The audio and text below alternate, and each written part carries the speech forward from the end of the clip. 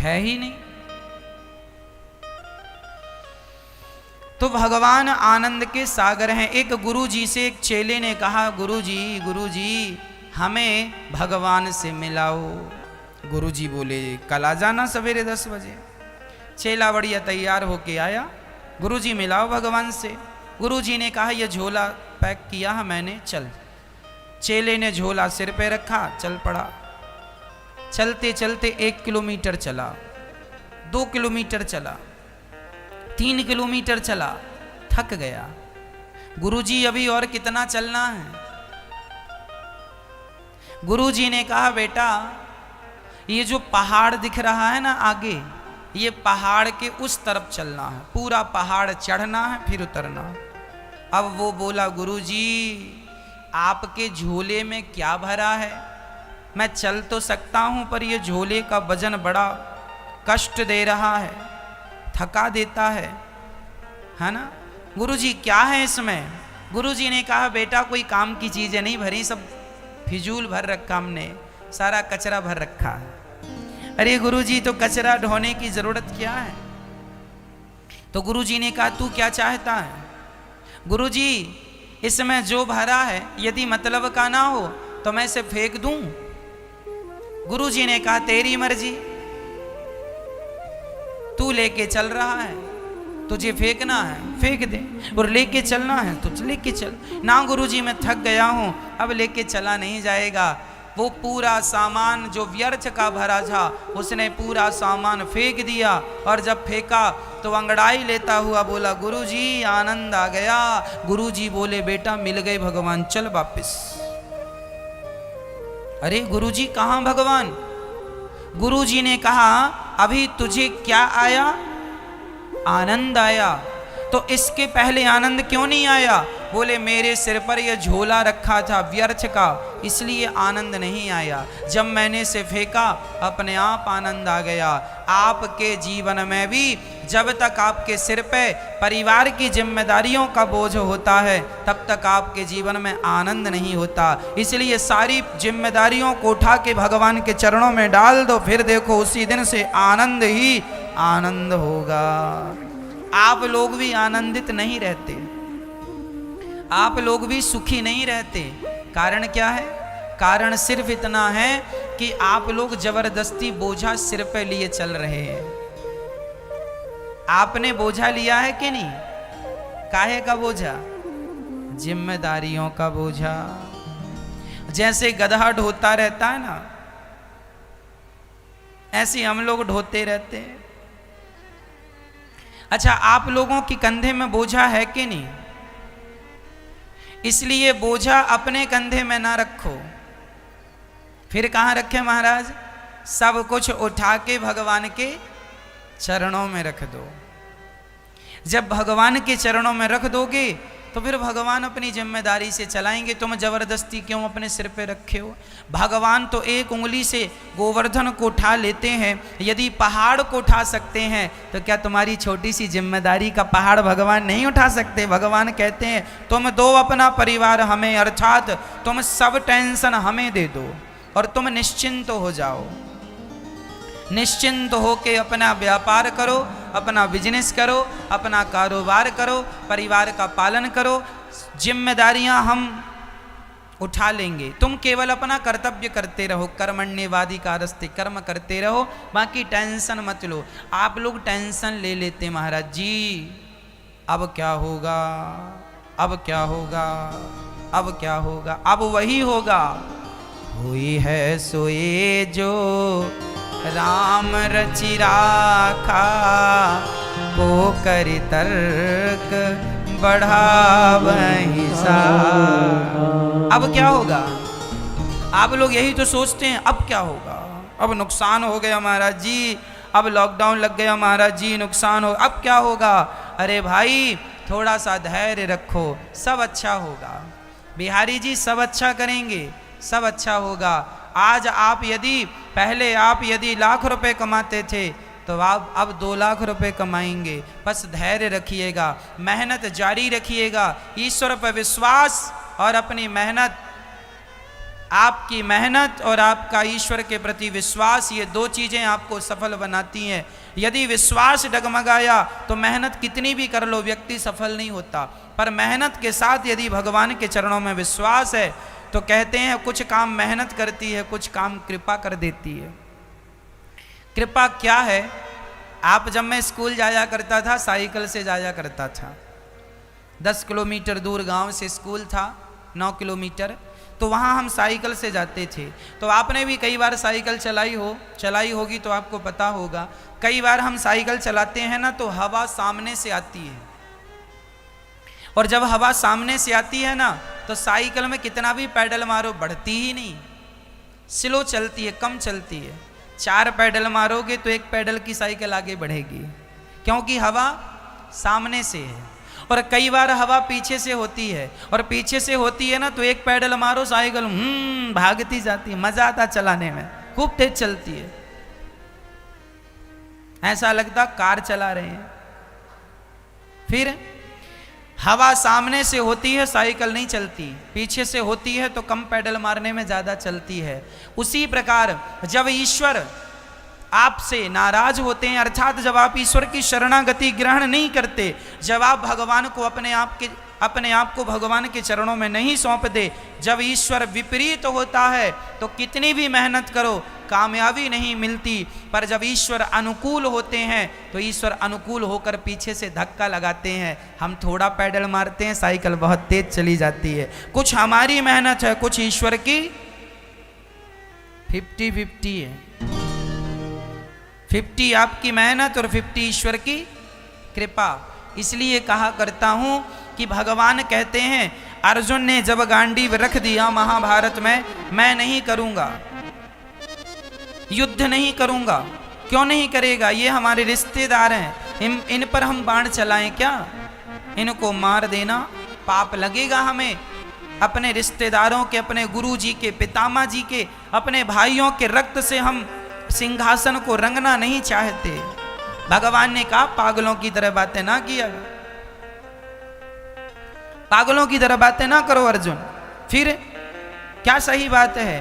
तब भगवान ने कहा तू रणभूमि में खड़ा है और तू क्षत्रिय है, और क्षत्रिय का कर्म होता है युद्ध करना। युद्ध कर, ये मत देख के तेरे रिश्तेदार हैं, तेरा बाण चलाना ही तेरा धर्म है। युद्ध क्षत्रिय का धर्म है, युद्ध करना। चला अपना बाण, और ये ना सोच के इन्हें तू मारेगा, तू नहीं भी मारेगा तो भी इनकी मौत आ गई है, ये मरेंगे इसी समय। तू ना सही, भगवान तो भगवान है, अभी तुझे निमित्त बना रहे हैं, तू ना सही किसी और को निमित्त बना देंगे। इसलिए तुम अपना कर्म करो, ईश्वर अपना काम करेंगे। अर्जुन ने सिर्फ बाण चलाए थे भक्तों, और जो बाण अर्जुन ने चलाए ना वो तो आगे जाके गिर जाते थे। उन बाणों को शक्ति प्रदान करने का काम भगवान श्री कृष्ण का सुदर्शन किया करता था। ये काम सुदर्शन चक्र का था। सारा महाभारत भगवान कृष्ण ने लड़ा और जीता, पर भगवान ने ना हाथ लगाया ना पांव लगाए और महाभारत जीत गए, अर्जुन को निमित्त बना दिया। तू अपना कर्म कर, तू कर्म करता रहेगा, मैं सपोर्ट करता रहूंगा।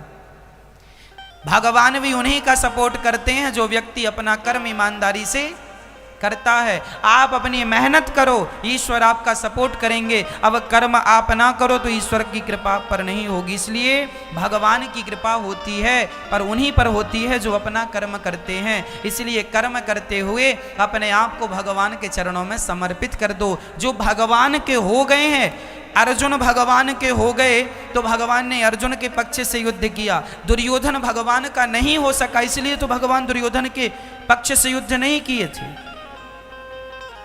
अब आप कहेंगे देखो भगवान की नजर में तो अर्जुन और दुर्योधन दोनों एक ही हैं, क्योंकि भगवान तो त्वमेव माता च पिता, भगवान तो सबके माता पिता हैं। भगवान थोड़ी पक्षपाती होते हैं, लेकिन भगवान पक्षपाती नहीं होते। पर यह भी सत्य है कि भगवान अपने भक्तों का पक्ष लेते हैं। जो दुर्योधन भगवान को मारने के लिए खड़ा हो गया था, जब भगवान शांति दूत बन के गए कि महाभारत ना हो, इसके लिए पांडवों को 5 गांव दे दो, तो दुर्योधन भगवान को बंदी बनाने को खड़ा हो गया। मैं तुम्हें बंदी बनाऊंगा। और अर्जुन सदा अपने आप को भगवान के चरणों में डाल दिया करते थे। तो जो भगवान के चरणों में समर्पित है, ईश्वर सदा उन्हीं के साथ खड़े होंगे। और जो भगवान से विरोध रखते हैं, भक्ति करते नहीं, भगवान उनके पक्ष में खड़े होकर क्या करेंगे?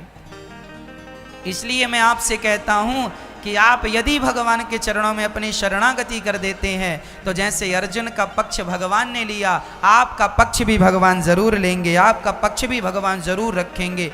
कब? जब आप उनके हो जाएंगे। और क्या रखा है जमाने में, है ना, क्या रखा है जमाने की रिश्तेदारी में? हम तो भगवान से रिश्तेदारी रखें। क्या रखा है ऐसी रिश्तेदारी में,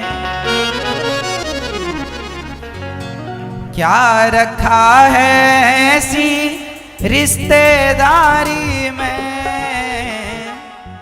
हमें रख लेना मेरे श्याम तेरी दरबारी में।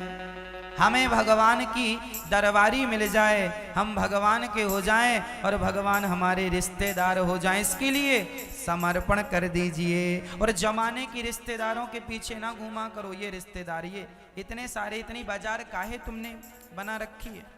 ये फौज किसी काम की नहीं है जो तुमने बना रखी है। दुनिया में ये इतनी फौज बढ़ाने की जरूरत नहीं। ये भी मेरा रिश्तेदार, ये भी, क्या करोगे इतना? अरे भगवान से रिश्तेदारी हो गई, वो रीझ गए, तो दुनिया को रिझाने की जरूरत नहीं है। और सारी दुनिया को रिझा लो और वो ना रीझे, तो सबको रिझा के भी क्या करोगे? इसलिए दोनों हाथ उठाओ और कहो कि मेरे रिश्तेदार तो केवल श्री कृष्ण हैं।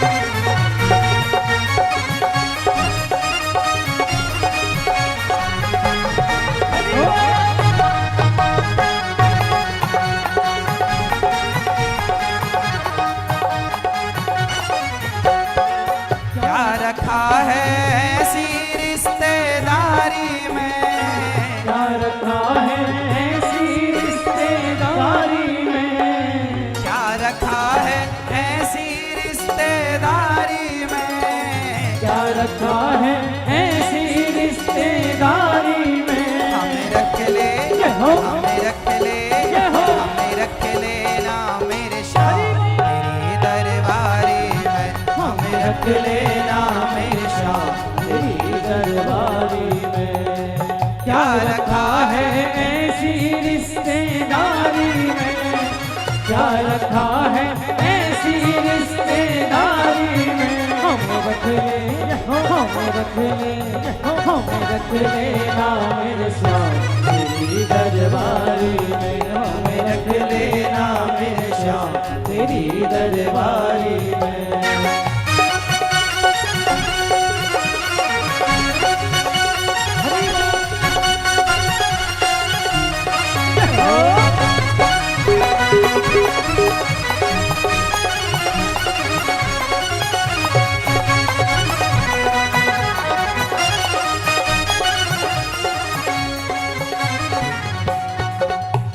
रुतबा तेरा नजारा तीन लोक से न्यारा है, तेरा रुतबा तेरा नजारा तीन लोक से न्यारा है।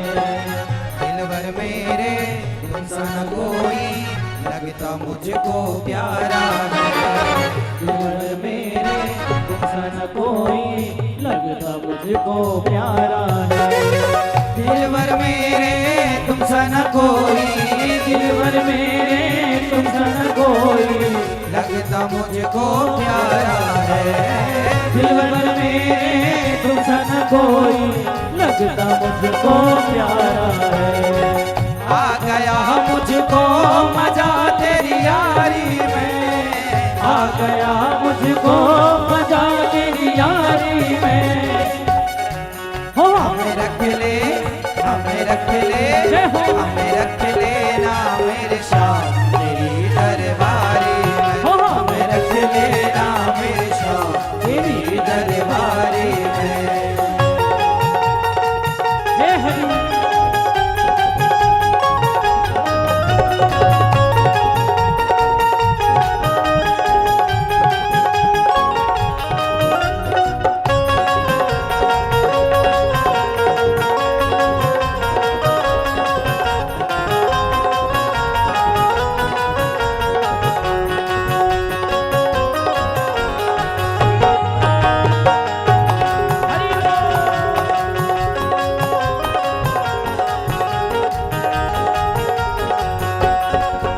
हुक्म जो भी कर दे कान्हा काम वैसा ही करूं, हुक्म जो भी कर दे कान्हा काम वैसा ही करो।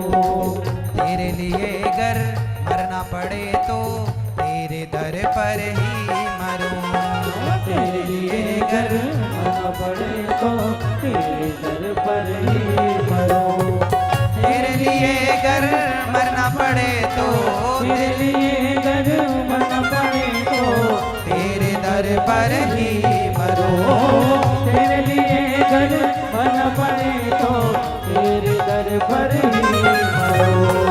क्या रखा है ऐसी रिश्तेदारी में, क्या रखा है ऐसी रिश्तेदारी में, क्या रखा है ऐसी रिश्तेदारी में, क्या रखा है ऐसी रिश्तेदारी में। हमें रख ले, हो। हमें रख ले, हो। हमें रख लेना मेरे श्याम तेरी दरबारी में, हो। हमें रख लेना मेरे श्याम। तेरी दरबारी में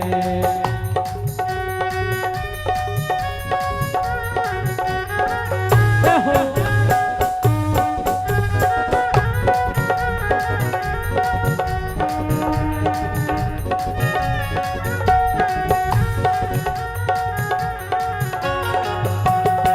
तेरी लीला तेरे भजनों को सदा गाता रहूं, तेरी लीला तेरे भजनों को सदा गाता रहूं।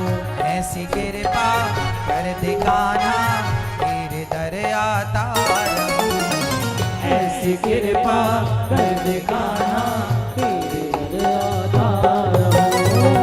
ऐसी कृपा कर दे कान्हा, ऐसी कृपा कर दे कान्हा तेरे दर आता रहूं, ऐसी कृपा कर दे कान्हा तेरे दर आता रहूं। क्या करूं बन जाऊं तेरी यारी में, क्या करूं बन जाऊं तेरी प्यारी में, क्या करूं बन जाऊं तेरी यारी में, क्या करूं बन जाऊं तेरी यारी में। हमें रख ले, हो। हमें रख ले, हो। हमें रख लेना मेरे श्याम हे हरि दरबारी में, हो। हमें रख लेना मेरे श्याम।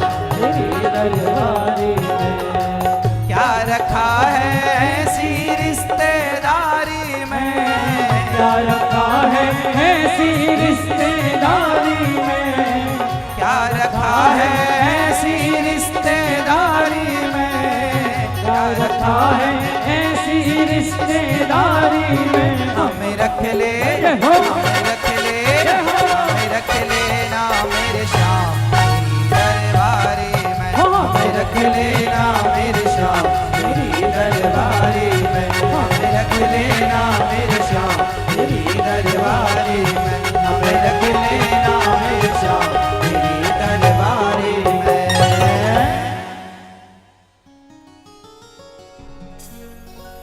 क्या रखा है ऐसी रिश्तेदारी में, क्या रखा है ऐसी रिश्तेदारी में। हमें रख लेना मेरे श्याम तेरी दरबारी में।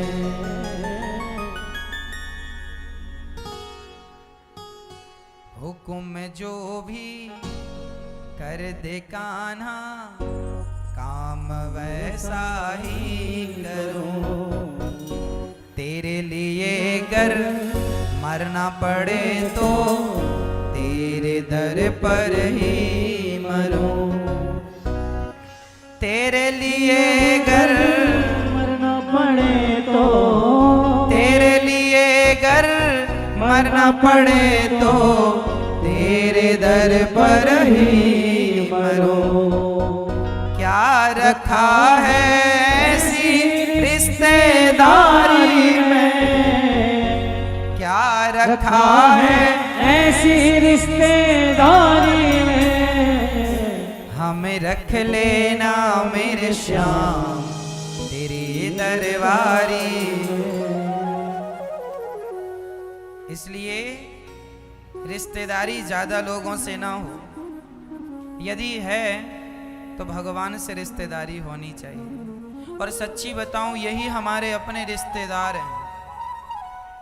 त्वमेव माता च पिता त्वमेव बन्धुश्च सखा त्वमेव। हमारे रिश्तेदार कौन है? त्वमेव माता, भगवान ही हमारी माता है ना, पिता है, लेकिन हम उन्हें अपना मानती नहीं, कहती नहीं कि हमारे, हम जमाने के पीछे भाग रहे हैं, ये हमारा है, ये हमारा है। पड़ोसी रोने लगा, पूछा भाई क्या हुआ? बोले हमारे मामा के भांजे के बुआ के नाती के विवाह में हमें नहीं बुलाया, इसलिए रो रहे हैं। कुछ लोग इतने दूर की रिश्तेदारियां रखते हैं।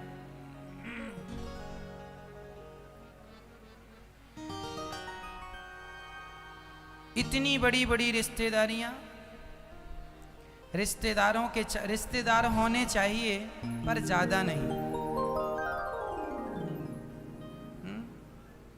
भगवान सच्चे रिश्तेदार हैं, इसलिए ईश्वर आनंद के सागर हैं। यदि आनंद मिलेगा, सिर्फ भगवान के भजन में आनंद मिलेगा। भगवान विश्व की उत्पत्ति पालन संहार करते हैं, सारे दुखों को दूर करते हैं। ऐसे भगवान श्री कृष्ण को राधा सहित हम नमस्कार करते हैं। बोलिए कृष्ण कन्हैया लाल की जय। जय जय श्री राधे। यम प्रव्रजन्त मनुपेतमपेत कृत्यम द्वैपायनो विरह कातरया जुहाव। पुत्रेति तन्मयतया तर्वोऽभिनेदुस् तं सर्वभूतहृदयं मुनिमान् तोष्मि। सुखदेव भगवान का जन्म हुआ और जन्म लेते ही सुखदेव जी जानने लगे। अच्छा, वैराग्य कब ले लेना चाहिए? संसार की ममता कब हटा देनी चाहिए? सुखदेव भगवान जी कहते हैं जन्म लेते ही संसार की ममता हटा दो। ये ममता हमें केवल कष्ट देती है, ये ममता केवल हमें दुख देती है। ये संसार की ममता शुरू में बहुत अच्छी लगती है। आपको कभी खुजली हुई कि नहीं? खुजली को खुजलाने में बड़ा अच्छा लगता है। हुई होगी तो अनुभव होगा, हुई नहीं तो क्या। वैसे सबको कभी ना कभी हो जाती है, जानते सब हैं। खुजली को खुजलाने में बड़ा सुख मिलता है, खुजलाने में अच्छा लग रहा, लेकिन अभी इसके बाद जो जलन होगी वो ज़्यादा दर्दनाक होती है। हाँ या ना? खुजलाने में आओ तो लगता खुजलाते ही जाओ, बड़ा मजा आ रहा है, सुख मिल रहा है, लेकिन उसके बाद जो जलन होती है ना, दर्दनाक होती। उसी प्रकार ये संसार में रिश्तेदारी बनाने में बड़ा सुख मिलता है, निभाने में भी बड़ा सुख मिलता है, खाने पीने मौज मस्ती में बड़ा सुख मिलता है, लेकिन ये जो सुख है ना, ये खुजली की तरह भी बड़ा सुख मिल रहा है। इसके बाद अभी जलन भी होगी, कष्ट भी मिलेगा, लेकिन हम लोग ना उस कष्ट को देखते ही नहीं हैं। हमें तो सुख में ही माया ने उलझा रखा है, इसलिए ये भगवान की माया है। देखो, आप लोगों को मैं एक बात पते की कह दूं, आप लोग उलझा ना करो संसार में। बेटा बेटी नाती पोता परिवार के बीच में रहना बुरा नहीं है, सबके बीच में रहो, पर सबके बीच में रह करके इन सब से मन को हटा के रखो। मन भगवान के लिए रखना, मन इनमें लग जाएगा तो ये तो क्या है, क्या करेंगे? तुम हॉस्पिटल में जाओगे तो ये भोजन लेके पहुंच जाएंगे, दवाई का बिल दे देंगे, इलाज करा देंगे। दर्द तो तुम्हें होगा और भोगना तुम्हें पड़ेगा। हमारे दर्द को हम ही भोगते हैं। जमाने के लोग इलाज करा सकते हैं, पैसे की मदद कर सकते हैं, भोजन पानी की मदद कर सकते हैं, पर जो दर्द है वो तो हमें ही भोगना पड़ेगा। मैया, हो गई बात? अच्छा, थोड़ी और पंचायत कर लो।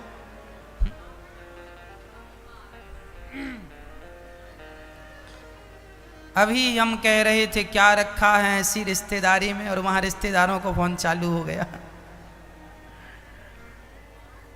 चलो अच्छा है।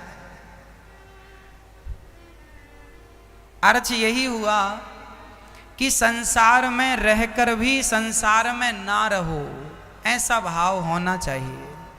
सबके बीच में रहकर भी सबके बीच से परे रहो, कमल के पुष्प की तरह। पानी में रहता हुआ, कीचड़ में रहता हुआ वो कीचड़ से अलग है, सब में रहता हुआ व्यक्ति सबसे अलग हो, यही संसार में रहना है। सुखदेव जी का जन्म हुआ, जाने लगे। अपने नरे को, जब बच्चा जन्म लेता तो नरा माँ से टच होता है, नरे को अपने कंधे पे लटका कर चल पड़े। पिताजी ने कहा, बेटा नरा भेदन संस्कार तो हो जाने दे। सुखदेव जी बोले, पिताजी हमें जरा जल्दी है, हम संसार में रहना नहीं चाहते, भगवान की माया बड़ी प्रबल है, जरा थोड़े दिन रह जाओ ना। तो आदमी उलझ जाता है ना। आप एक कुत्ता पालते हैं, आपको लगता चलो आज हम इसकी मदद कर रहे हैं, भूखा प्यासा मर रहा है, आपने कुत्ते को रोटी खिला दी, उसका इलाज करा दिया, अच्छा हुआ। अब आप जब रोटी खिलाते इलाज कराते हैं ना, तो आपका मन उसमें लगने लगता, रे इसे पाल लें, अब इसका कौन है। धीरे धीरे आपकी आसक्ति उसके प्रति बढ़ती जाती। यही माया है। शुरुआत थोड़े से होती है, चलो थोड़े दिन रह लेते हैं, पर जब रह लोगे ना तो जाने का मन ही नहीं करेगा। चलो, एक सज्जन बोले, महाराज जी हम तो बस विवाह करेंगे, विवाह करके विवाह की जिम्मेदारी पूरी करके भजन करेंगे।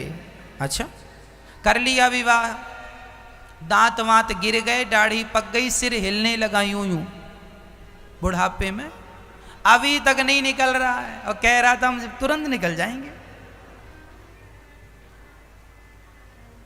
बेटे हो गए, बेटों के बेटे हो गए, अभी उसके बेटे के बेटे की तैयारी है, और ये अभी तक कह के आए थे जल्दी निकल जाएंगे, अभी तक फंसे पड़े हैं।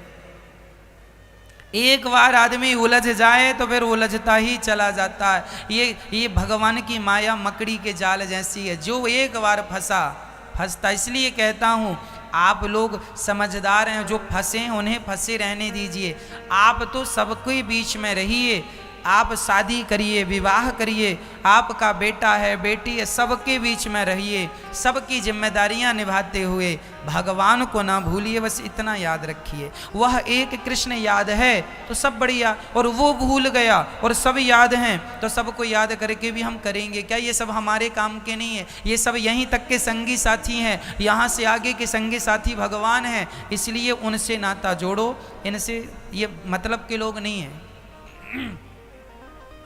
इसलिए सुखदेव भगवान का जन्म हुआ, जन्म लेते ही निकल गए। पिताजी रोक रहे हैं, पुत्रे तितन्मयतया, रुको बेटा रुको, ना नहीं रुकेंगे। कहाँ जा रहे हो? सन्यास। जंगल में चले गए। तब कुछ वृक्षों ने सुखदेव व्यास जी से कहा, वाह आप पुत्र मोह में इतने आ सकते हैं, हमारे बच्चे फलों को तो लोग ले जाते हैं पर आप अपने पुत्र के मोह में इतने आसक्त हो गए, छोड़ने को तैयार नहीं है। सुखदेव भगवान अपने पिता की आसक्ति देखकर उन्होंने एक दृष्टांत दे दिया, पिताजी एक बात कह दें आपसे। हाँ हाँ बेटा कहो। सुनो, एक रानी थी, वो रानी रोज किसी न किसी पुरुष को अपने पास बुलाती थी, क्योंकि वो रानी चरित्र की अच्छी नहीं थी, रोज किसी पुरुष को बुलाती थी। एक दिन रानी ने अपने सेनापति को इशारा किया, सेनापति वहां था, रानी ने कहा आओ। सेनापति ने देखा रानी जो हैं बुला रही होंगी कोई काम के लिए, गए सेनापति, जी महारानी जी बैठो, बिठाया। अब रानी तो अपना भाव प्रकट करने लगी सेनापति से। अब सेनापति उस रानी के सामने कुछ कह ना पाया, तभी दासी ने संकेत दिया, महारानी जी राजा साहब आपके कक्ष में आ रहे हैं। अब तो सेनापति घबराया, रानी भी घबराई कि मेरे कमरे में ये सेनापति है, अभी राजा हम दोनों को मृत्यु दंड देंगे या देश निकाला देंगे। तो रानी डर गई और रानी ने डर के कारण सेनापति को पीछे के दरवाजे से भगाया, चलो यहाँ से जाओ। कहाँ से?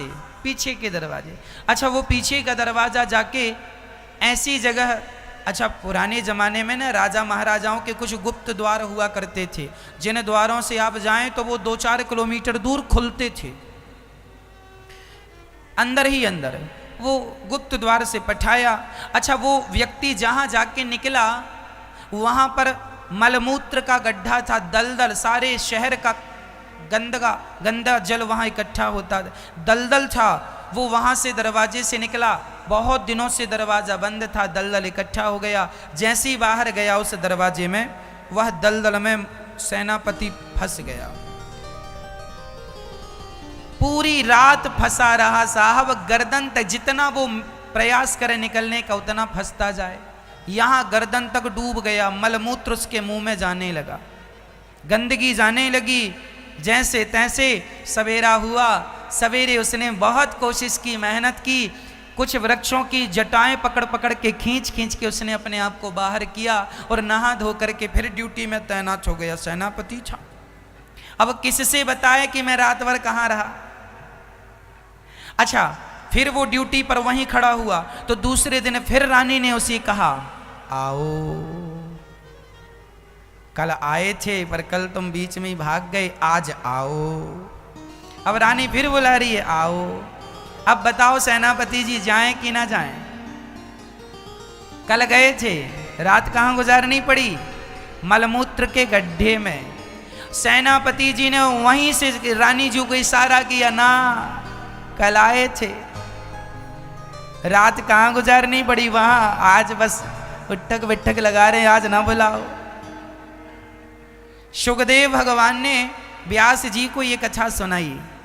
व्यास जी ने कहा इसका तात्पर्य क्या हुआ? तब सुखदेव भगवान ने इसका अर्थ किया, सुनिए पिताजी, जैसे वह सेनापति एक रात मलमूत्र के गड्ढे में रहा तो उसकी अकल ठिकाने लग गई। अब वह दोबारा उस गड्ढे में जाने की कोशिश नहीं करेगा, अब वह ऐसी गलती नहीं करेगा कि फिर उसे रात गड्ढे में गुजारनी पड़े।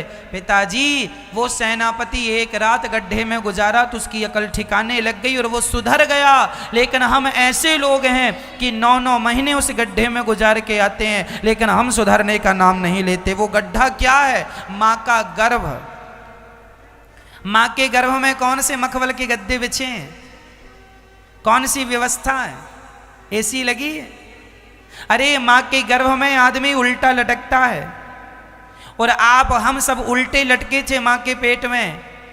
माँ के पेट में क्या है? मल और मूत्र भरा पड़ा। कई बार डॉक्टर कहता बच्चे के पेट में पानी चला गया। पानी क्या है? मूत्र चला जाता है, मल चला जाता, गंदगी चली जाती है। हम सब उस गर्भ में 9 माह गुजार के जैसे तैसे आए। इतना कष्ट भगवान से प्रार्थना की, प्रभु बाहर करो इस गर्भ से। भगवान ने कहा मैंने कितनी बार बाहर किया, तो फिर अंदर आ जाता है। कर्म ही ऐसे करता है। सुखदेव जी बोले मैं 12 वर्ष माँ के गर्भ में रहा हूं, अब उस गर्भ में आना नहीं चाहता, इसलिए जा रहा हूं भजन करने के लिए। वो स्त्री बुला रही थी, रानी आओ। ये रानी कौन है? ये माया है। हम लोग जन्म लेते हैं, जरा होश आता है, संभलते हैं तो हमें संसार का सुख अपनी ओर खींचता है, आओ हमारी तरफ। पत्नी अपनी ओर खींचती है, बेटा अपनी तरफ खींचता। बेटे का मोह, बेटे की मोह ममता, पत्नी की मोह ममता, पति की मोह ममता, पैसों की मोह ममता, काम धाम की मोह ममता, पद प्रतिष्ठा की मोह ममता, ये सब रानी वही रानी है जो बुलाती आओ आओ आओ, और हम चले जाते हैं और फिर उसी गड्ढे में चले जाते हैं। उस गड्ढे में जाने के लिए फिर मजबूर हो जाते हैं। कौन सा गड्ढा? मां के गर्भ का गड्ढा। यही वो गड्ढा है जहां व्यक्ति 9 माह रहता है, बड़ा कष्ट पाता है, फिर भी ऐसे कर्म करता। इसलिए कहता हूं आप ऐसे कर्म ना करो कि उस गड्ढे में जाना पड़े। ये जन्म और मृत्यु का पहिया चल रहा है। ये मौत, जन्म, मृत्यु, पुनरपि जननम पुनरपि मरणम पुनरपि जननी जठरे शयनम। यदि इस जन्म और मृत्यु के चक्र से बचना है, मां के गर्भ से बचना चाहते हो, तो भगवान की शरण में चले जाओ। भगवान तुम्हें सदा सदा के लिए जन्म और मृत्यु के कुचक्र से बचा लेंगे। अच्छा, कबीरदास जी कह रहे हैं, चलते चक्की देख कर दिया कबीरा रोए, दो पाटन के बीच में साबुत बचा न को। ये चलती चक्की क्या है? ये चक्की है जन्म, और चक्की में 2 पहिया होते हैं। एक पहिया है जन्म का, एक मृत्यु का। हर आदमी जन्म और मृत्यु में पिस रहा है। आपका क्या हुआ? जन्म। अभी जन्म हुआ ना, कुछ दिन बाद मर जाओगे, फिर क्या होगा? फिर जन्म होगा, फिर क्या होगा? फिर मर जाओगे, फिर जन्म होगा, फिर क्या होगा? फिर मर जाओगे, फिर जन्म। फिर कब से हो रहा है? अनादि समय से, कोई गिनती नहीं है कब से हो रहा है। कई बार आपने जन्म लिया, जन्म लो मर जाओ, जन्म लो मर जाओ, जन्म लो, पुनरपि जननम पुनरपि मरणम पुनरपि जननी जठरे शयनम। बार बार क्या करें कि बच जाएं? कबीर जी रोने लगे, चलती चक्की देख कर दिया कबीरा रोए। कबीर जी रो रहे हैं। कबीर जी को रोता देखकर, कबीर जी का एक बेटा था, नाम था कमाल। कबीर जी के बेटे का नाम, कबीर जी जुलाहे थे, कमाल बेटे का नाम था। इनकी बेटी का नाम था कमाली, कमाल कमाली। तो कमाल नाम का बेटा था। जब वो अपने पिता कबीर जी को रोता हुआ देखा तो कबीर जी से कहा, पिताजी क्यों रो रहे हो? बोले, बेटा चलती चक्की देख कर दिया कबीरा रोए, 2 पाटन के बीच में साबुत बचा। तुम भी और हम भी कोई साबुत बचने वाला नहीं है। तब कमाल ने कहा कबीरदास जी से, पिताजी मत रोइए, एक उपाय है मेरे पास। क्या? बोले, चलते चक्की चलने दे, पिस पिस आटा होए, कीले माही जो रहे, बाल न बांका होए। चक्की में एक खूंटी होती है, खूंटा कुछ भी कहो, एक लकड़ी होती है, उसके बीच में दूसरा पहिया रखा जाता है। यदि कोई गेहूं का दाना उस एक कील के पास चला गया तो कितनी भी चक्की चले उस दाने को नहीं पीसती जो एक कील के पास चला जाता है। आपने गांव के जमाने की चक्कियां देखी हैं? हमने तो देखी भी हैं और पीसी भी हैं। तो वो दाना वहां एक कील के पास चला जाए तो कितनी भी चक्की चले वो दाना नहीं पिसता। तो कमाल कहता है, पिताजी जो एक भगवान की शरण में चला जाता है वह जन्म और मृत्यु के चक्र से पिसने से बच जाता है। इसलिए उस एक परमात्मा की शरणागति समझदारी से ग्रहण कर लो। यही आपकी और हमारी समझदारी है। नहीं तो ये जो अवसर आज मिला है मनुष्य का शरीर, अब कब मिलेगा इसकी कोई गारंटी नहीं। बड़े भाग्य मानुष तन पावा, सुर दुर्लभ सद ग्रंथन गावा। बड़े भाग्य से मिला है मेरी माँ, इस शरीर से भगवान को प्राप्त कर लेना और आप जन्म और मृत्यु से अपने आप को बचा लेना, इसी में आपकी सबसे बड़ी समझदारी है। भगवान ने तुम्हें कुत्ता बिल्ली नहीं बनाया, मनुष्य बनाया है। इसलिए बनाया है कि तुम जन्म और मृत्यु से बच सको मनुष्य का शरीर पाकर। यदि इस शरीर को पाकर ना बच पाओगे तो फिर कभी नहीं बच पाओगे। मनुष्य का शरीर पाकर ही जन्म और मृत्यु से बचा जा सकता है, नहीं फिर अगले जन्म में कुछ बन के आओगे, फिर अगले जन्म में कुछ बन के आओगे, फिर कुछ फिर कुछ फिर कुछ।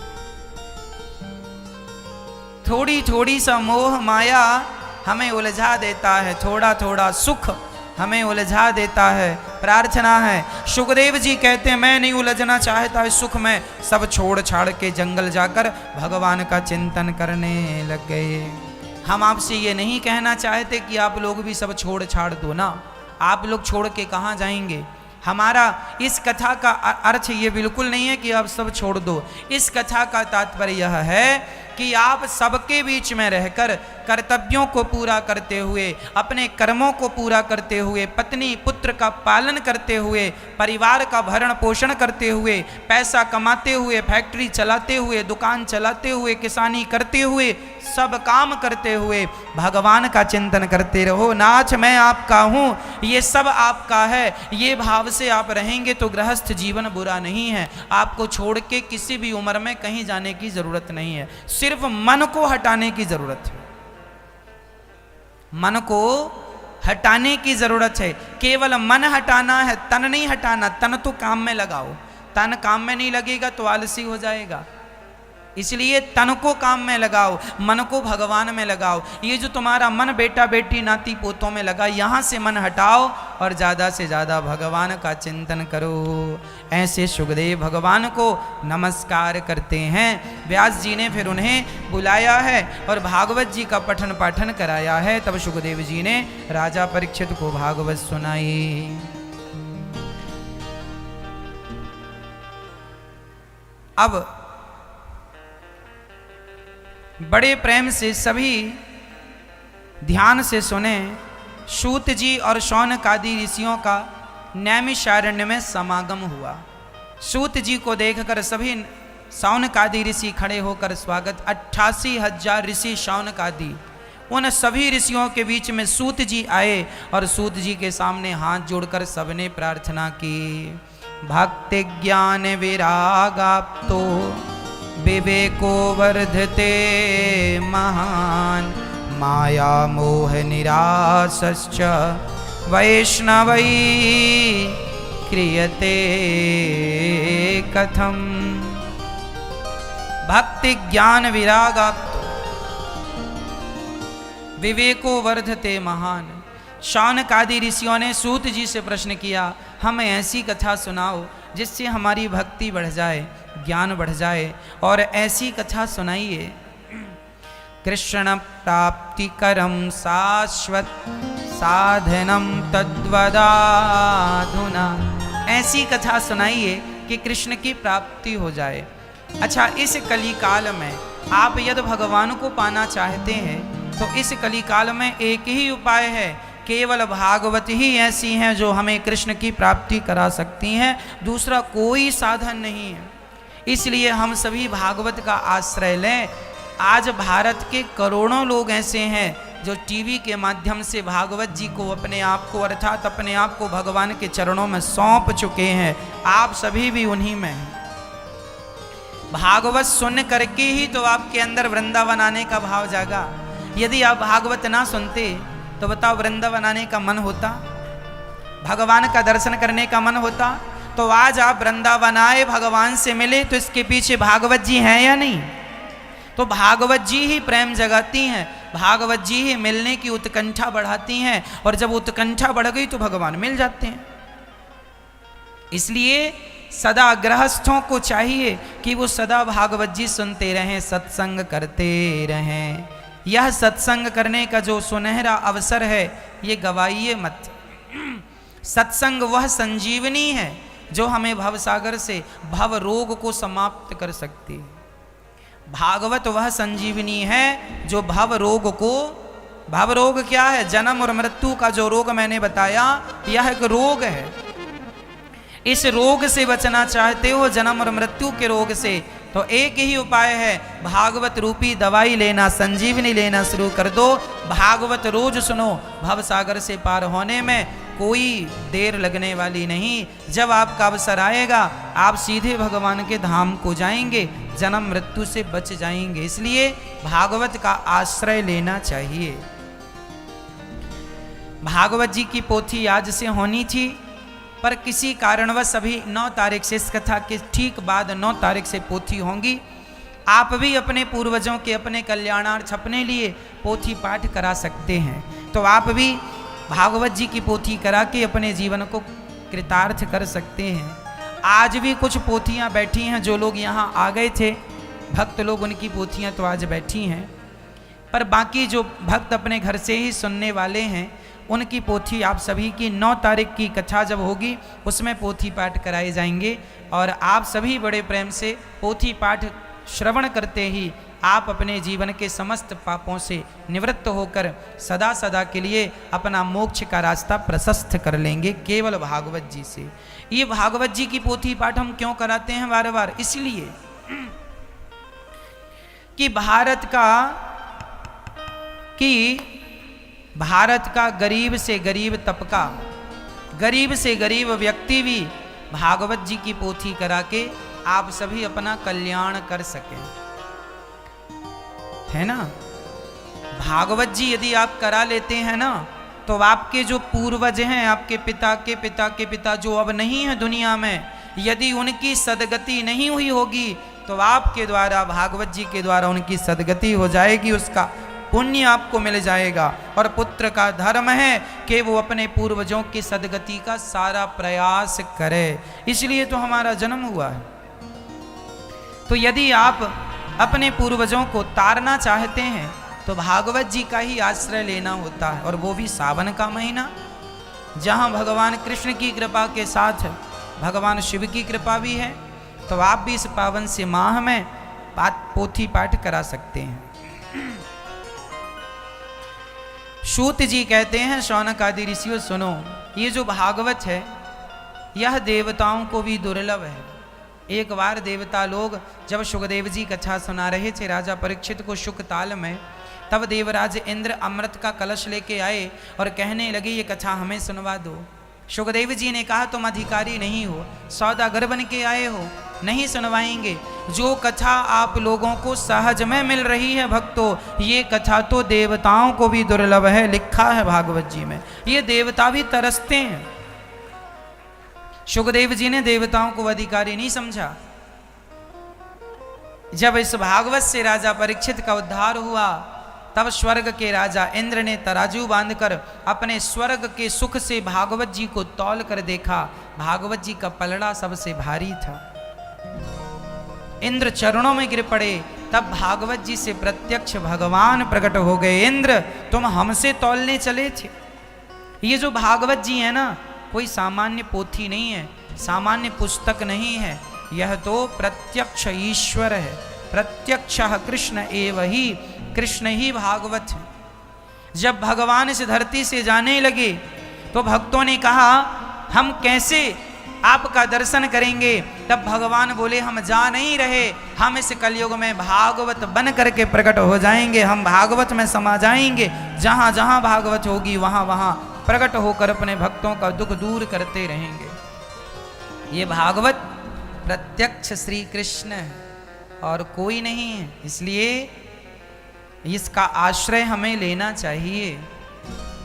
एक बार भागवत जी नारद जी ने भी सुनी।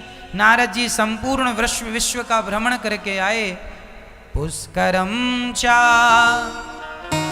प्रयागम चा काशीं गोदावरीं तथा हरिक्षेत्रं कुरुक्षेत्रं श्रीरंगम सेतुबंधनम।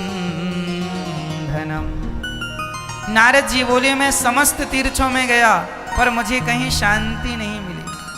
शांति के लिए मैं गृहस्थों के घर गया, यहाँ भी शांति नहीं। गृहस्थों के घर तू मैं चल रही है, पति पत्नी का झगड़ा, सास बहू का झगड़ा, देवरानी जेठानी। नारद जी बोले शांति, ना तो तीर्थों में शांति रह गई, ना तो गृहस्थों में शांति रह गई। शांति है आपके जीवन में?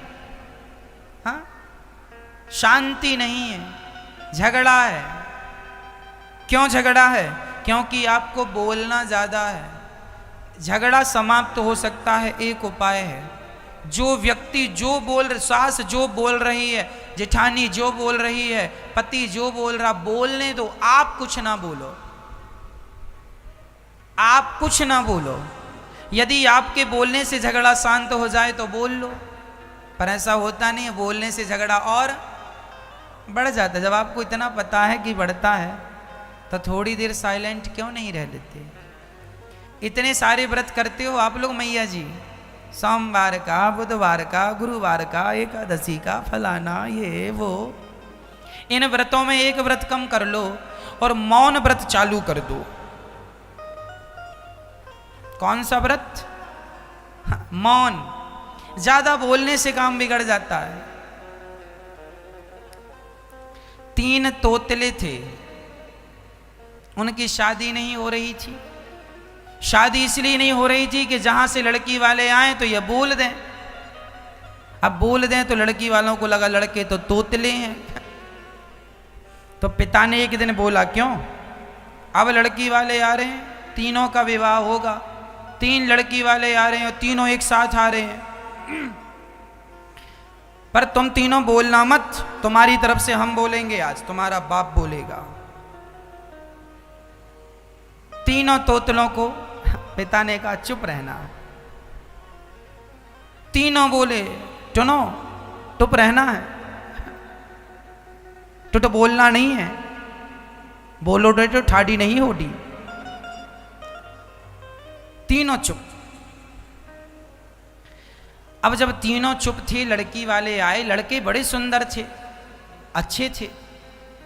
लड़की वाले ओके, वाह लड़के बड़े सुंदर, परफेक्ट, सुंदर हैं, सुशील हैं, समझदार हैं, पर वो बोले ना कुछ। चलो कोई बात नहीं। तीनों भोजन करने बैठे। अब भोजन जहां रखा था इकट्ठा, तो वहां से एक चूहा आया। वो चूहे ने चावल मुंह में दबाया, भागा। वो चूहा नहीं, चूहिया थी। तो एक तोतले ने कहा ओ डेटो मुठड़िया टावल ले डाठी।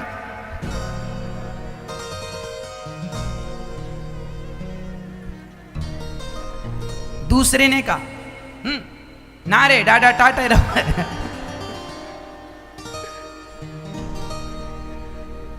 तीसरा बोला पिताजी की तरफ से, पिताजी डे बोला हम टुप्पई टाप। इसने भी बोल दिया और इसने भी बोल दिया, पर हम टुप्पई टाप। हम बिल्कुल चुप। डे बोले हम, मतलब ये बोला, हम नहीं बोले। डे बोले हम टुप्पई टाप। तीनों लड़की वाले भाग गए। क्यों भाग गए? जीवन भर कुंवारे रह गए। क्यों? बोलते हैं। इसलिए आपसे कहा करता हूं बोला ना करो। ज्यादा बोलने में ज्यादा झंझट होता है, ज्यादा टेंशन होती है। इसलिए चुप रहा करो, चुप। डे बोले आप टुप्पई टाप रहना, और यदि आप बोले तो फिर झगड़ा होगा। सास बोले, जेठानी बोले, डे बोली हम टुप्पई टाप। हम बिल्कुल चुप रहे। जेठानी बोलती रहे, सास बोलती रहे, पर हमें टुप्पई टाप। श्री भागवत जी का यह प्रसंग हमें आपको याद रखना चाहिए कि कम बोलने से झगड़े कम होते हैं। नारद जी कहते हैं आज कहीं शांति नहीं है गृहस्थों के घर में। क्यों? क्योंकि तरुणी प्रभुता गे है श्याल को बुद्धिदायकः कन्या विक्रियणे लोभात् दंपतीनां च कल्पनम्।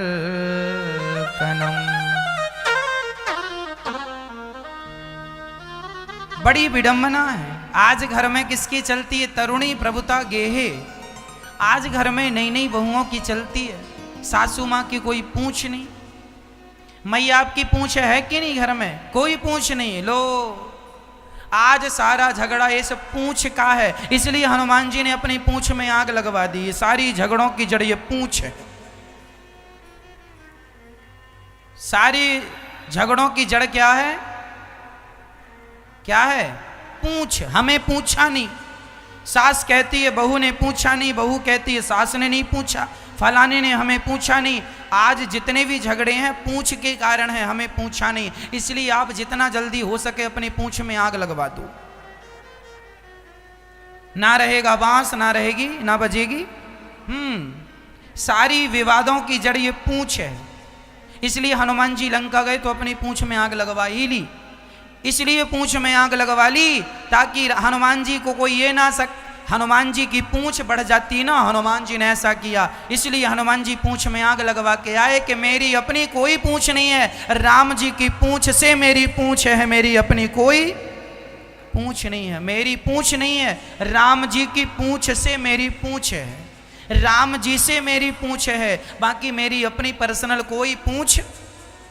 और आप लोग अपनी पूंछ लिए घूमते रहते। हमारी पूंछ, हमें नहीं पूछा, हमें तो पूछो। सारा झगड़ा ये पूंछ का है। तो आप लोग आग लगवाएंगे कि तेल वेल हम ही इकट्ठा करके दें?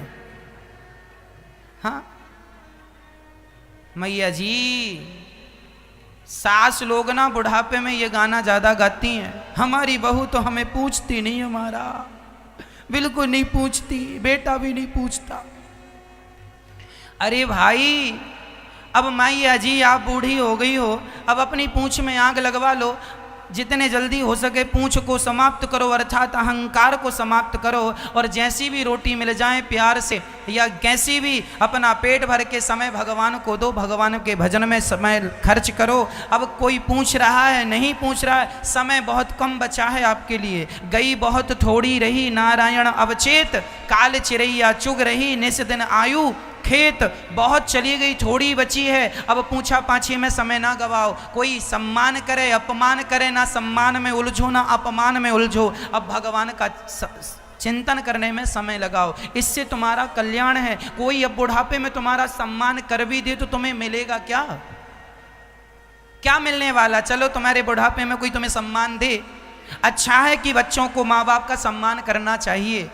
अच्छी बात है कि बच्चों को, बहुओं को माँ बाप का सम्मान करना चाहिए। पर सम्मान ना मिले तो कोई बात नहीं, सम्मान की चाहत भी नहीं रखनी चाहिए। अब तो तुम्हें नमक रोटी मिल जाए वो खा के भगवान में मन लगाओ, बस। ज्यादा माथा पच्ची करने का अब समय बचा नहीं है। सारी जवानी तुमने सम्मान ही तो पाया, और सम्मान के लिए ही तो रोया है आपने। इसलिए अब ये उम्र रोने के लिए नहीं बची, रोने का समय गया। अब तो समय भगवान को समर्पित करो। तुम्हारा बुढ़ापा आ गया है, बाल पक गए हैं, शरीर जर्जर हो चुका है। भगवान के चरणों की तरफ बढ़ो। अब सबसे धीरे धीरे मन को हटाओ, इसी से कल्याण है, नहीं तो बहुत बड़ा नुकसान हो जाएगा। आप जो खो रहे हैं ना मैया, आपको पता नहीं कि आप क्या खो रहे हैं।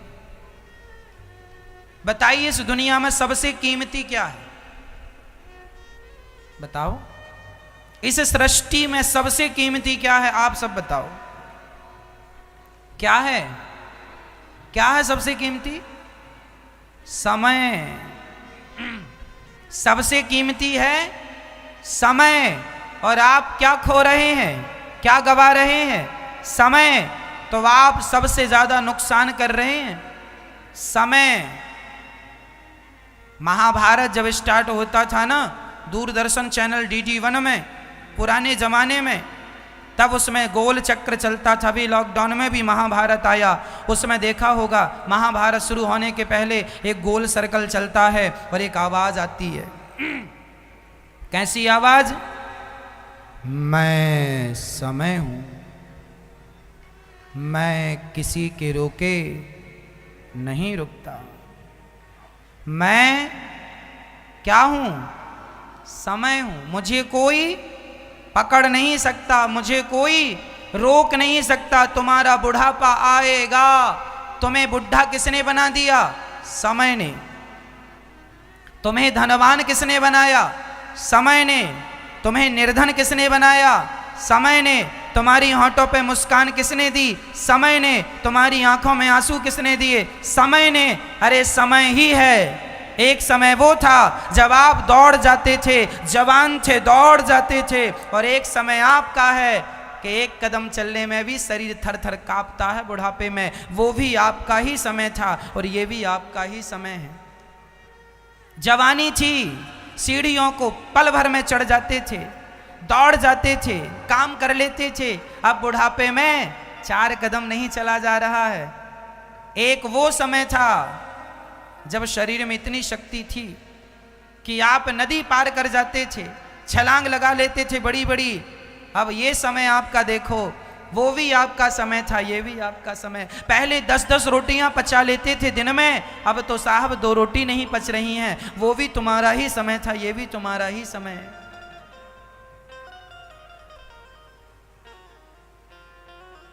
समय समय समय पर होते है समय समय की बात।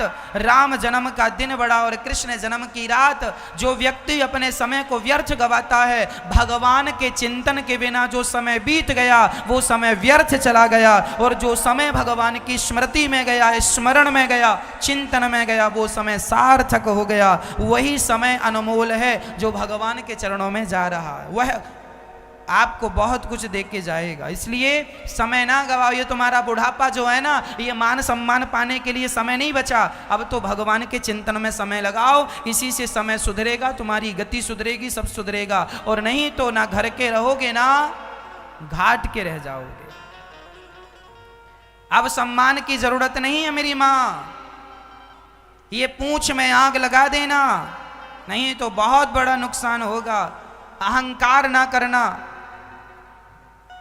जैसी रोटी मिल रही है, सम्मान से मिले या अपमान से, अब रोटी खा के पेट भरो और अपना भजन करो। अब बच्चों को आप कह रहे हैं महाराज जी हमारी बहू सुनती नहीं है, महाराज जी हमारा बेटा सुनता नहीं है।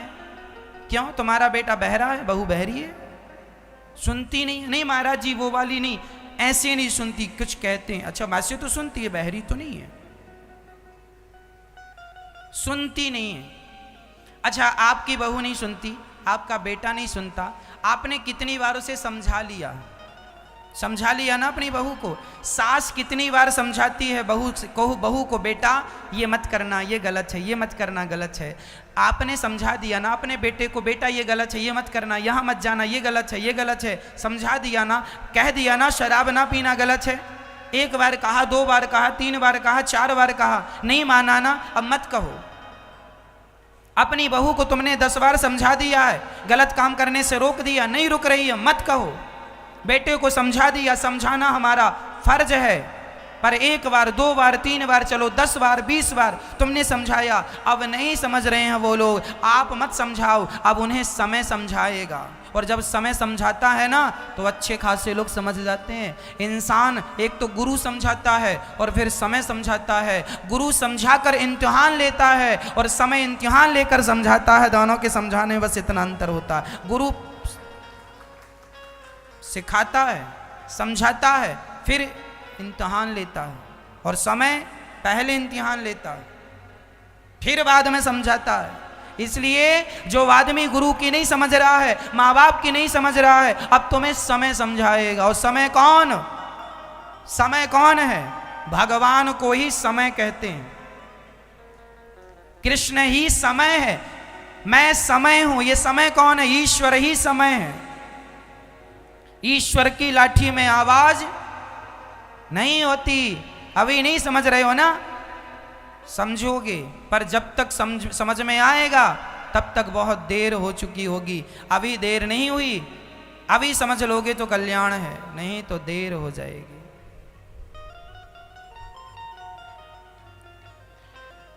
समझ लो कि कौन हूं मैं, कहां से आया हूं मैं, किस लिए आया हूं मैं। इसलिए तरुणी प्रभुता गेहे श्याल को बुद्धिदायक, कन्या विक्रीणे लोभा दंपत्ति नाम च कलकनम। आज घर परिवार में कोई किसी की सुनता नहीं है, समझता नहीं है। आज पहले संबंध होते थे, आजकल सौदे होते हैं। कितने का बेटा दिया? 10 लाख का। आज संबंध नहीं होते। आज लड़की वाले जाते हैं लड़के को देखने ना, तो एक कमरे में जाके मीटिंग होती है। मीटिंग में क्या बातें होती हैं? लड़की वाला पूछता है, भैया क्या लेंगे आप? हाँ, अब सुनो, 20 लाख तो कैश लेंगे, 10 लाख खाते में ट्रांसफर कर दीजिएगा। तुम विवाह कर रहे हो कि बेटे को बेच रहे हो? क्या कर रहे हो? आज बच्चे बिक रहे हैं। बाप बोली लगाता 30 लाख, 30 लाख 1, 30 लाख 2, 30 लाख 3। कोई बोला 35 लाख। हाँ साहब, 30 लाख वाले को कैंसिल करो, 35 लाख वाले को। आप लोग भी तो अपने बच्चों को इसलिए पैदा नहीं कर रहे हैं कि आप भी बड़ा करके बेचेंगे उसे। आपने अपने बेटे को बेचा तो नहीं, तो अभी तैयारी है बेचने की अगले साल? नहीं, मत बेच देना। और यदि बेच दोगे तो बहू खरीद लेगी, और बाद में मत बोलना कि बहू सेवा नहीं करती। क्यों करेगी सेवा? तुम्हारे बेटे को खरीद लिया है, अब खरीद लिया है, अब वो तुम्हारे बेटे को लेके चली जाएगी। फिर तुम्हारी सास बहू का कोई रिश्ता थोड़ी है, क्योंकि तुमने भाई बाजार में जो चीजें हमें मिलती हम खरीद लेते हैं वो हमारी हो जाती है। ऐसा ही होता ना। मोबाइल हमने खरीद लिया वो हमारा हो गया, गाड़ी हमने खरीद ली वो हमारी हो गई, पत्नी ने पति खरीद लिया, लड़की के पिता ने लड़के को खरीद के अपनी बेटी को दे दिया, बेटी ये तुम्हारा है। अब इसकी सास पर इसका कोई अधिकार नहीं, मतलब तुम्हारी सास पर इसकी माँ का कोई अधिकार नहीं, इसके बाप का कोई अधिकार नहीं, क्योंकि अपने इसके माँ बाप ने तो बेच दिया। हाँ, बेचा ना होता, सौदा ना किया होता तो फिर तुम्हारी सास भी थी, तुम्हारा ससुर भी था। अब तो खरीद लिया, अब तो तुम्हारी कोई सास ससुर है नहीं। केवल बहुओं की गलती नहीं होती मेरी माँ, तुम सासों की भी गलती होती है। जब तुम बड़ा सा मुंह फाड़ते हो दहेज मांगने के लिए, तब अच्छा लगता है दहेज लेने में, और बाद में फिर महाराज बहू सेवा नहीं करती। क्यों करेगी सेवा? क्यों करेगी? तुम्हारी नौकरानी है? फोकट में नहीं लिया तुम्हारे बेटे को, 30 लाख में खरीदा है। तुम्हारे मुंह को पैसे से बंद किया है, ठूसा है तुम्हारे मुंह में पैसा, लो खाओ पैसा, तब लिया, फोकट में नहीं दिया। अब चुप रहो, कोई सेवा वेवा नहीं होगी। क्यों? क्योंकि तुमने संबंध नहीं बनाया, सौदा किया। इसलिए हाथ जोड़ के कहता हूं मेरी मां, आज ना सही कल बहुत भारी पड़ेगा। दहेज लेना, लड़की के माँ बाप जो श्रद्धा से देते हैं ले लेना चाहिए, उसमें कोई नुकसान नहीं है जो श्रद्धा से है, पर जबरदस्ती की डिमांड नहीं होनी चाहिए। लड़की योग्य देख लो, लड़का योग्य देख लो, पर अपने बेटों को बेचो मत, कल को बहुत पश्चाताप करना पड़ सकता है। इसलिए ये जो दहेज की दीमक है समाज में लगी हुई है, इस दहेज की दीमक को भी समाप्त करना पड़ेगा। दहेज प्रथा समाप्त करनी होगी, नहीं तो बहुत नुकसान हो रहा है मेरे देश का दहेज के कारण। संबंध टूट रहे हैं, बेटियों को जिंदा जला दिया जाता है दहेज के कारण, फांसी पर लटका दिया जाता है दहेज के कारण, मिट्टी का तेल डाल के आग लगा दी जाती है दहेज के कारण। कितने क्राइम हो रहे हैं आप लोग सब जानते हैं, छिपा कुछ नहीं है। इसलिए अभी से तैयारी करो अपने बच्चों को, बेटा तुम्हें इतना योग्य बनना है कि तुम्हें किसी के सामने झोली नहीं फैलानी, दहेज नहीं मांगना। बेटी को योग्य बनाओ, बेटों को योग्य बनाओ, ताकि ये दहेज की दीमक सदा सदा के लिए चली जाए। और दहेज मांगने वाला व्यक्ति अमीर हो, उसके घर शादी ना करना बेटी की। अरे अपने पैरों में खड़ा कोई गरीब हो उसको दे देना अपनी बेटी, वो कमा के खा लेगा, तुम्हारा जो भाग्य में होता है वो मिलके रहेगा। गरीब के घर बेटी ब्याहोगे और बेटा योग्य है तो वो गरीबी से अमीरी तक पहुंच जाएगा। और यदि नालायक को तुमने बेटी दे दी पैसा देख करके तो जरूरी नहीं है कि वो आज अमीर है तो कल भी अमीर रहे, कल गरीब हो सकता है। इसलिए पैसे वालों को बेटियां ना देकर योग्य व्यक्ति को, योग्य लड़के को, टैलेंटेड व्यक्ति को बेटी देनी चाहिए। जो व्यक्ति ये कहे कि मुझे लेना नहीं, लड़की का पिता जो देता है वो स्वीकार है। सौदे खत्म हो जाएं, हम केवल इतना चाहते हैं, संबंध हो सौदा ना हो। ये नारद जी कह रहे तरुणी प्रभुता गे है श्याल को बुद्धिदायक कन्या विक्रयणे लोभात दंपतीनाम चकल कनम। इसलिए सावधान। नारद जी कहते हैं मैं वृंदावन गया, जब यहां आया तो यहां मैंने एक अद्भुत दृश्य देखा। क्या दृश्य देखा कि एक 16 वर्ष की कन्या बैठी है, एक बूढ़ा इस तरफ सो रहा है, एक बूढ़ा इस तरफ सो रहा है।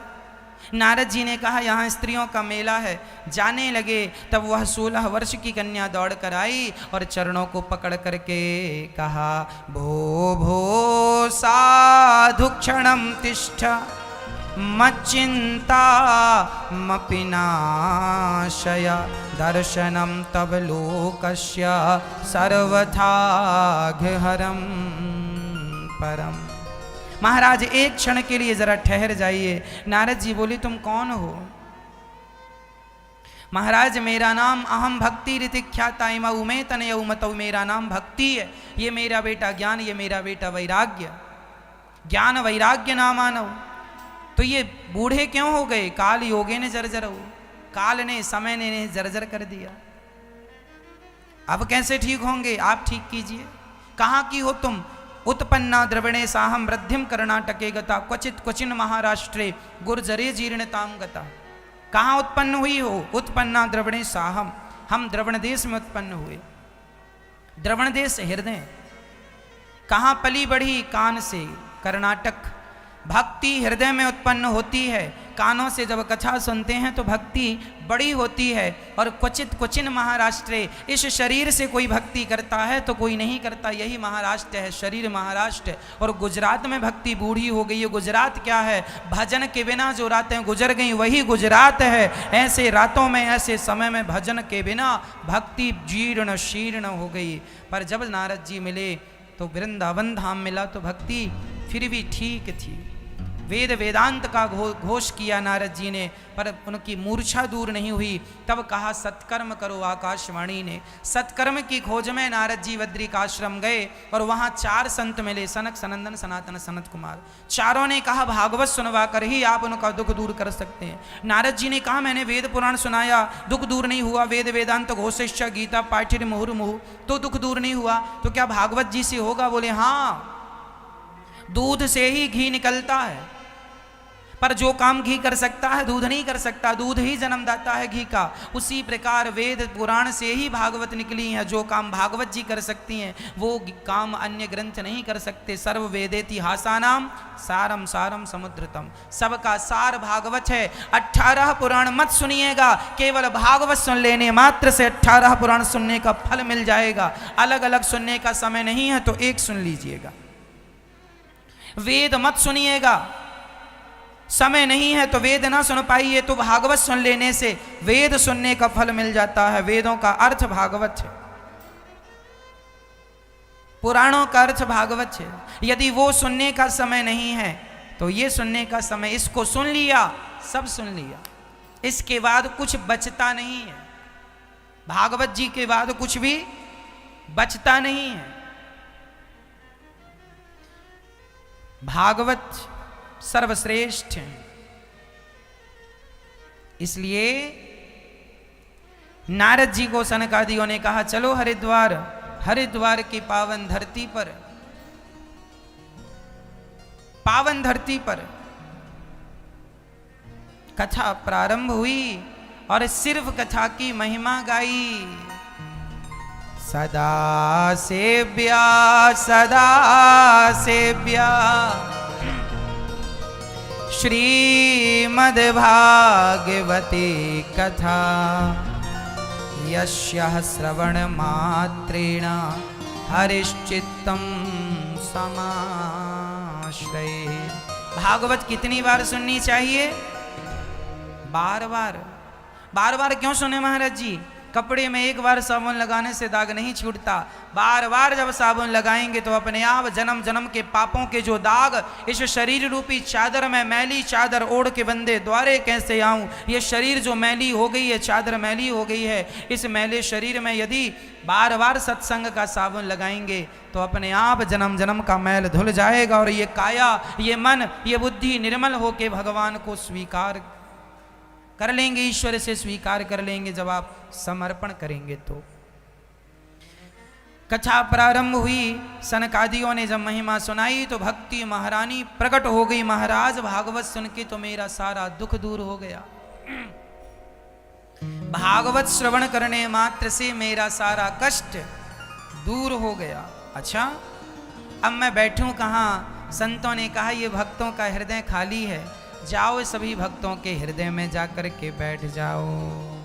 तो जो कथा प्रेमी लोग हैं ना, इनके हृदय में कौन बैठता है? भगवान भक्ति महारानी बैठती हैं। भक्ति महारानी बैठती हैं। अच्छा, हाँ।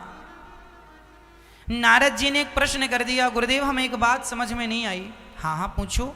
कोई पापी व्यक्ति कथा सुन के मुक्त हो जाए तो आश्चर्य नहीं है, कोई पुण्यात्मा व्यक्ति कथा सुन के मुक्त हो जाए तो आश्चर्य नहीं है। जिसने जीवन भर पाप किया है, कैसा पापी व्यक्ति कथा से मुक्त होगा? बोले हाँ, ये माने वह पाप कृतस्तु सर्वदा सदा दुराचार्य विमार्गे गाहा क्रोधाग्निदग्धः कुटिलाश्च कामिनः सप्ताह यज्ञेन कलौ पुनन्ति ते। कितना भी बड़ा पापी क्यों ना हो मैया, भागवत सुन के वो तर जाता है। कोई तरा? हाँ, धुंधकारी नाम का एक व्यक्ति तर गया। धुंधकारी कौन? धुंधकारी के पिता का नाम था आत्मदेव। आत्मदेवः पुरे तस्मिन् सर्ववेद विशारदा। सब वेदों के ज्ञानी एक पंडित जी तुंगभद्रा नदी के किनारे रहा करते थे। पत्नी का नाम था श्रीमती धुंधली देवी। आत्मदेव जी बड़े प्रेम से रहा करते थे। उनके कोई संतान नहीं थी। गांव के लोग, नगर के लोग, रिश्तेदार बड़े ताने मारते थे, बेटा नहीं है, बेटा नहीं है। आत्मदेव जी बड़े दुखी रहते, भगवान से कहते विधाता एक बेटा दे दो। पर इतना पुण्य करने पर भी कोई पुत्र नहीं हुआ। उन्होंने सारे अनुष्ठान किए पर बेटा नहीं हुआ।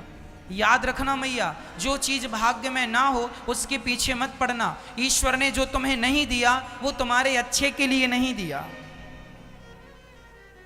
ईश्वर जो नहीं देते ना उसमें तुम्हारी कोई ना कोई भलाई होती है, पर हमें लगता ही नहीं, हम समझते नहीं इन बातों को। महाराज जी, एक आदमी के बेटा नहीं था, शरीर बूढ़ा हो रहा है, बेटा हुआ नहीं। तो उस व्यक्ति ने एक बच्चे को गोद ले लिया। सुनिएगा, एक सत्य घटना बोल रहा हूं। ईश्वर ने उसे बेटा नहीं दिया तो उसने किसी आश्रम से जाकर एक बच्चे को गोद ले लिया और अपनी सारी प्रॉपर्टी उसके नाम कर दी बच्चे के। और जब बच्चा बड़ा हुआ, पत्नी को लेके आया तो उसे पता चला कि ये मेरे असली माँ बाप नहीं है, इन्होंने तो मुझे गोद लिया है। उस बेटे ने उस बूढ़े आदमी को, बूढ़ी माँ को, बूढ़े बाप को घर से निकाल दिया, चलो यहाँ से। अब उसके नाम पे प्रॉपर्टी हो गई है, निकाल दिया। अब बूढ़ा आदमी रोता फिर रहा, भैया भैया भैया मेरा कोई नहीं बचा, कोई नहीं बचा। बेटे को गोद लिया, बेटे ने निकाल दिया। क्यों लिया गोद? भगवान ने तो तुम्हें सुखी रखा था, अपने हाथ से दान पुण्य करते, क्या जरूरत थी आफत मोल लेने की?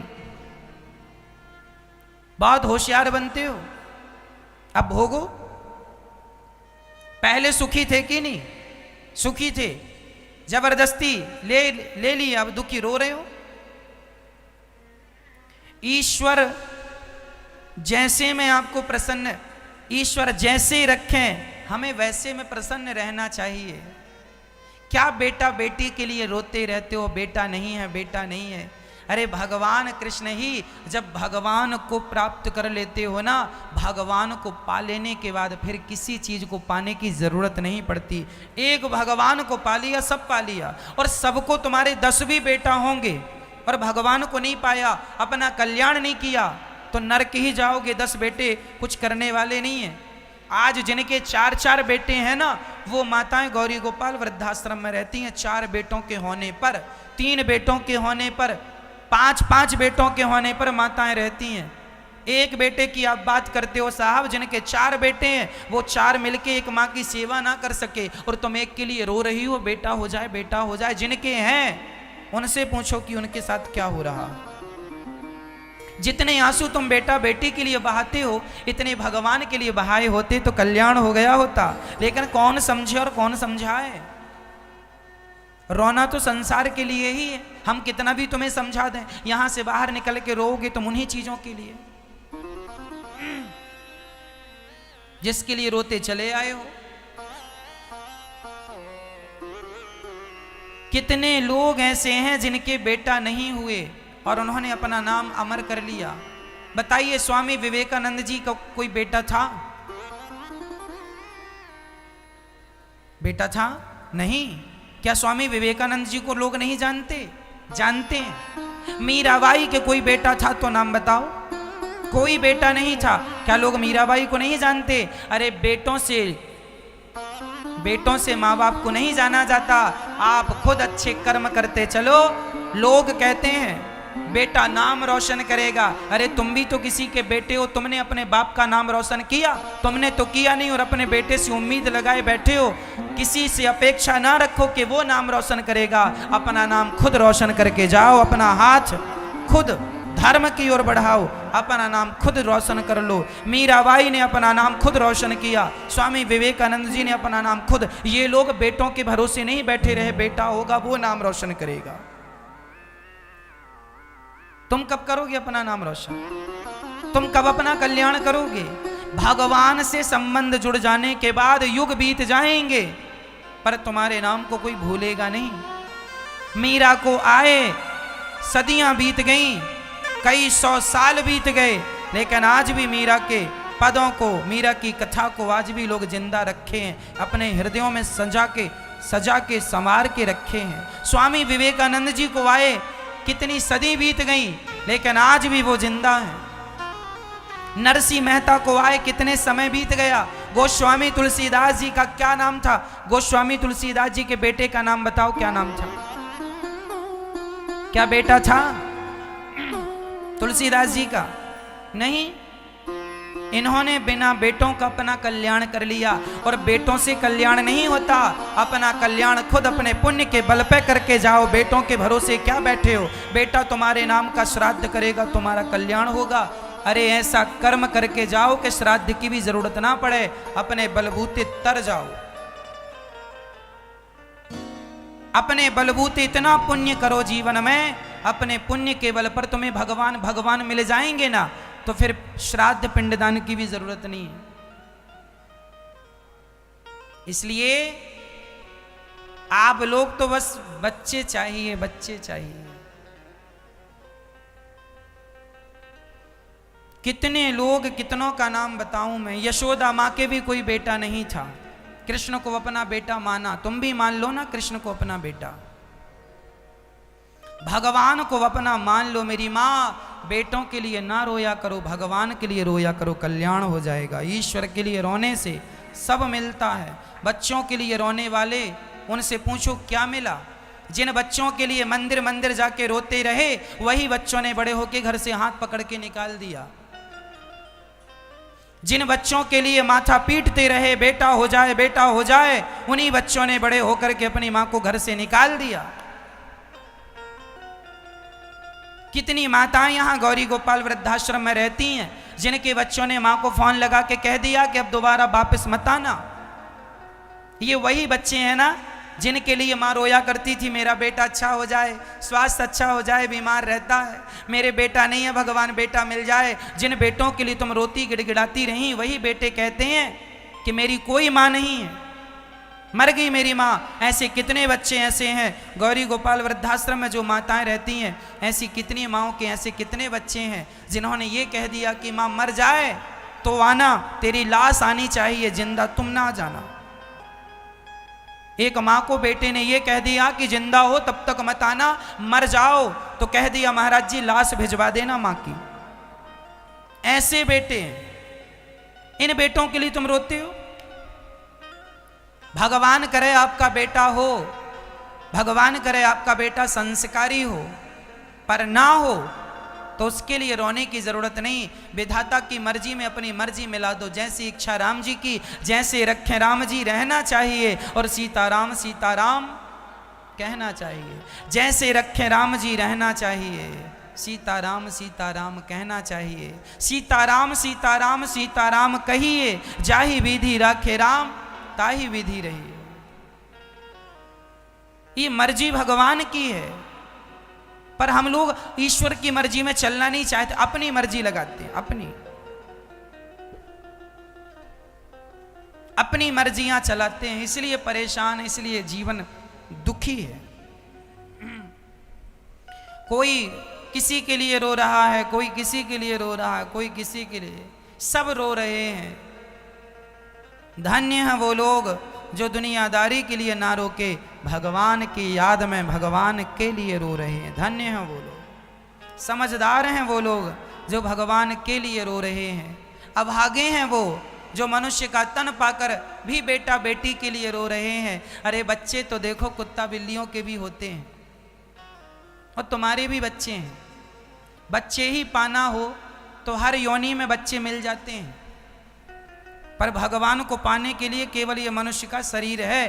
कुत्ता बिल्ली और बंदर और बकरा बकरी के शरीर से भगवान को नहीं पाया जा सकता, मनुष्य के शरीर से भगवान को पाया जा सकता है। मनुष्य का शरीर पाकर भी भगवान को ना पाया तो इससे बड़ा नुकसान और कोई नहीं है। सबसे बड़ा नुकसान है हमारा और आपका। इसलिए भगवान के लिए यहाँ गौरी गोपाल वृद्धाश्रम में माताएं रहती हैं। यहाँ वही माताएं रहती हैं जिनके अपने बच्चों ने माँ को घर से निकाल दिया। यहाँ लगभग 200 माताएं रहती हैं। अब 200 माताएं यहाँ हैं। 200 बच्चे ऐसे हैं जो अपनी माँ को घर से निकाल चुके हैं, लगभग 200 बच्चे। किसी माँ के 1 बेटा है, किसी के 2 हैं, किसी के 3, किसी के 4, किसी के 5 बच्चे हैं। लेकिन उन 5 में से किसी एक को आज मैया यहाँ सालों से रह रही हैं, लेकिन इन बच्चों को अपनी माँ की याद नहीं आई। एक बार भी फोन नहीं लगाया कि माँ जिंदा हो कि मर गई, हाल चाल नहीं पूछा। कितनी माँ ऐसी हैं जो अपने बच्चों के होने पर भी दुखी हैं, ठुकराई हैं, सताई हैं। आज एक माँ से हम आपको मिलाने जा रहे हैं, जरा दृश्य देखिएगा। एक ऐसी माँ जो अत्यंत वृद्ध हो चुकी हैं, जर्जर शरीर हो चुका है, अब इनका कोई सहारा नहीं है। ऐसी बूढ़ी माँओं के लिए ये गौरी गोपाल वृद्धाश्रम के दरवाजे खुले होते हैं। और मुझे बड़ा गर्व होता है कि ईश्वर ने हमें ये जिम्मेदारी दी है इन माँओं के आंसुओं को पहुँचने की, इन माँओं की सेवा करने की जिम्मेदारी दे रखी है। ये माँ देखिए कितनी वृद्ध माँ है। इन माँओं को क्या इस उम्र में यहाँ आने की जरूरत थी? लेकिन ऐसी कितनी माएँ हैं जो अपने बच्चों से सताई ठुकराई गई हैं।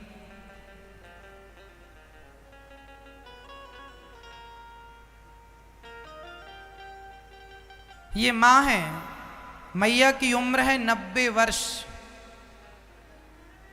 90 साल की मैया हैं। मैया जी कहाँ से आई हैं आप? इंदौर से। इंदौर से हैं मैया जी। कल्याण मील भट्टा, हाँ। कल्याण मील भट्टा इंदौर से। हाँ। कितने बच्चे हैं मैया जी आपके? नहीं है, 2 बच्चे थे, छोरा ही मर गया, बहू भी मर गई, न बेटी मर गई। इसका छोरा था तो वही पोल के मर गया। हाँ? पोल के मर गया छोरा है। एक बेटा था मैया का, एक बेटी थी। अब बेटा भी नहीं है दुनिया में और बेटी भी नहीं है। तो बेटे का कोई बेटा आपका पोता है? पोता मर गया पोल के, पोता भी चला गया। वो चला गया। देखिए जरा किस्मत भी क्या खेल रचाती है। बेटा नहीं है, बेटी थी, बेटी भी नहीं है अब दुनिया में, पोता था, पोता भी नहीं।